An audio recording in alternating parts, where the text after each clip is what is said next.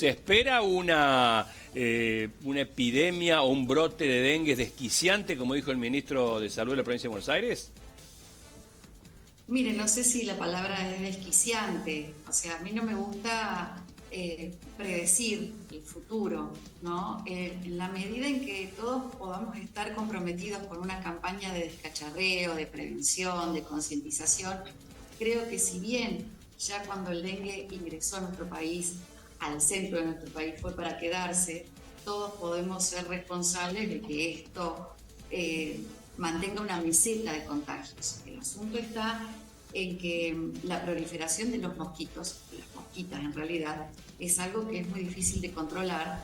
Entonces creo que a eso apuntaba el ministro, no en ánimo de defenderlo, pero me parece que a eso apuntaba, ¿no? Yo creo que se espera, sí, que la cantidad de casos sean muchísimo mayores que los de los años anteriores, porque no se, como le digo, no hay una forma directa de controlar el vector, que son los mosquitos, Sí. salvo hay campañas que se hagan masivas, que se hagan con total responsabilidad, que empiezan desde la casa de uno. No le deleguemos todo el asunto directamente a la responsabilidad de los municipios. Nuestras piletas, nuestros floreros, todo lo que esté al aire libre, que pueda contaminarse o sea, que pueda tener agua servida, donde los mosquitos puedan desovar, en la época que empiezan los calores y la humedad, puede promover a que sea muy grande la cantidad de vectores que nosotros podamos llegar a tener. Entonces creo que lo que tenemos que empezar es a tener responsabilidad nosotros sobre nuestras casas, ¿no? Sí, Después sí le tenemos que pedir a todos los municipios la responsabilidad de los descacharreos, sacar la cantidad de vehículos, por ejemplo, que están a la intemperie, que no se fumiga, que no se corta el pasto. Pedirle la responsabilidad, por ejemplo, a los dueños de los lotes, de los terrenos, que corten el pasto, que fumiguen frecuentemente, que si hay zonas donde hay aguas estancadas, por favor las controlen. Entonces, creo que es una responsabilidad de todos, ¿no? sí, sí, por lo que podemos ver y entender de lo que nos está diciendo, que no se contradice con otros entrevistados que hemos hecho el año pasado, es una campaña cuerpo a cuerpo, ¿no? Porque no se habla, o sea, el tema de la vacunación no aparece, por lo menos en estas menciones, como fundamental. Y bueno, son las acciones de los individuos, por un lado, de los que tienen alguna responsabilidad mayor, como los dueños de grandes lotes y demás, y del Estado, bueno, pero todo pasa por el desmalezado, el descacharreo, el terminar con las aguas servidas, no hay mucho más que eso. Sí, creo que estamos esperando la respuesta mágica de la vacuna, Claro. ¿no? Pero creo que en este momento no hay ninguna magia. La vacuna sí es efectiva, pero también toda vacuna necesita una política lógica de vacunación. No es una vacunación masiva, no es una vacunación que se tenga que hacer descontrolada, ¿sí? Es una vacuna cara, necesita 2 dosis, pero también como toda vacuna, y a veces me parece que volvemos a la época de la vacuna del COVID, ¿no? Que esperamos que todo sea una solución perfecta, unívoca, y sabemos que las vacunas como esta, por ejemplo, como ya les digo, no están dentro del calendario de vacunación, son vacunas caras, y toda la población que se vaya a vacunar tiene que tener un objetivo de vacunación. Sabemos también que la mayor efectividad de la vacuna va a ser en aquellas personas que han padecido dengue.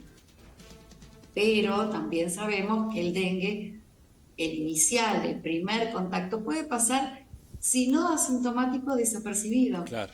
Entonces, vamos a una pregunta casi primitiva. ¿Quiénes son los que están contagiados? Porque esos contagiados van a ser los focos de contagio de los no contagiados, habida cuenta que son los reservorios del virus, en donde cuando el mosquito lo va a picar, puede transmitir a otro la enfermedad. Doctora, Entonces, Sí, Doctora, ¿cómo le va? Bueno, a prima facie acordarnos, ¿no? Que lo que había sido los fines de verano en este año, hasta vidas se ha llevado el dengue, ¿no? Entonces, me parece que hay que adjudicarle también en ese sentido el grado de responsabilidad a esta epidemia, y se lo digo entre comillas, ¿no?